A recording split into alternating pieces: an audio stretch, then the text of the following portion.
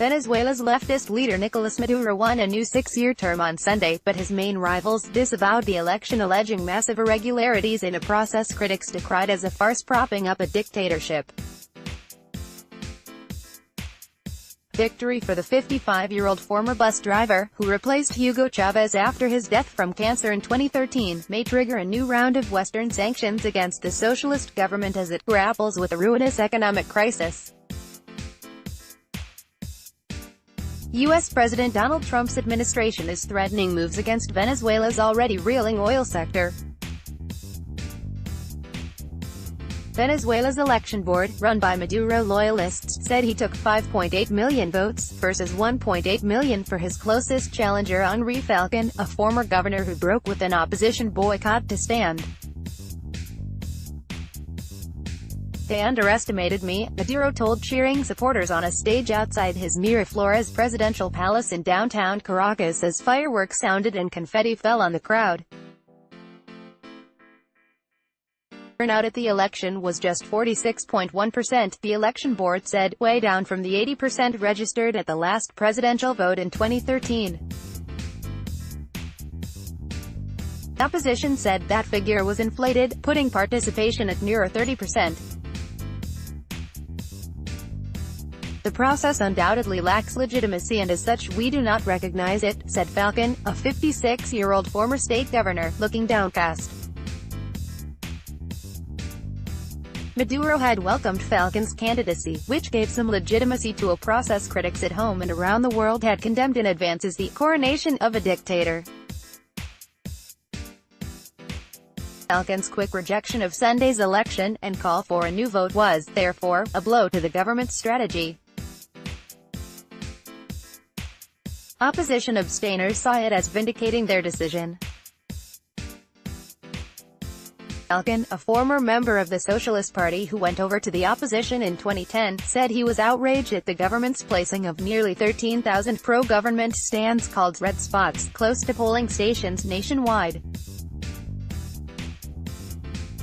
Mainly poor Venezuelans were asked to scan state-issued fatherland cards at red tents after voting in hope of receiving a prize promised by Maduro, which opponents said was akin to vote buying. The fatherland cards are required to receive benefits including food boxes and money transfers. A third presidential candidate, evangelical pastor Javier Bertucci, followed Falcon in slamming irregularities during Sunday's vote and calling for a new election.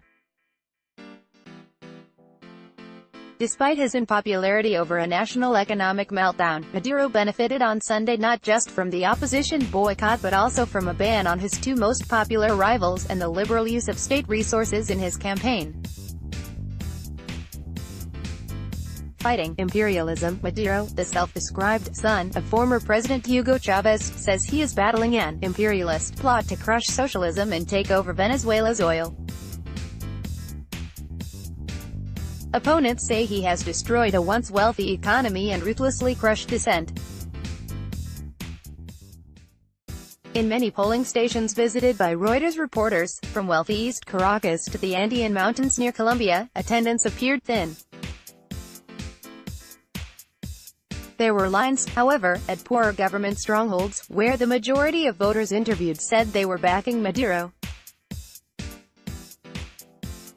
"I'm hungry and don't have a job, but I'm sticking to Maduro," said Carlos Rincones, 49, in the once thriving industrial city of Valencia, accusing right-wing business owners of purposefully hiding food and hiking prices.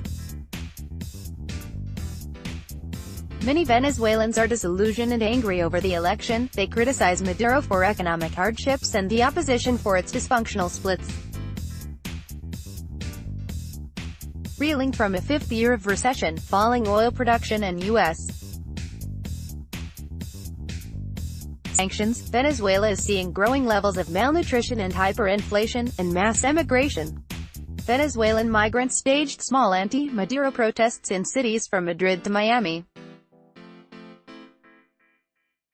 In the highland city of San Cristobal near Colombia, 3 cloth dolls representing widely loathed officials, Electoral Council head Tibisay Lucena, Socialist Party No.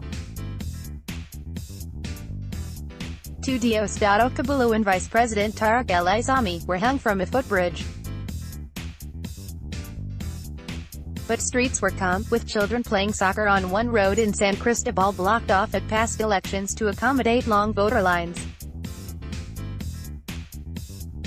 For many Venezuelans, Sunday was a day to look for scant food or stock up on water, which is increasingly running short because of years of underinvestment. "I'm not voting. What's the point if we already know the result? I prefer to come here to get water rather than waste my time," said Raul Sanchez, filling a jug from a tap by a busy road in the arid northwestern city of Punto Fijo because his community has not had running water for 26 days.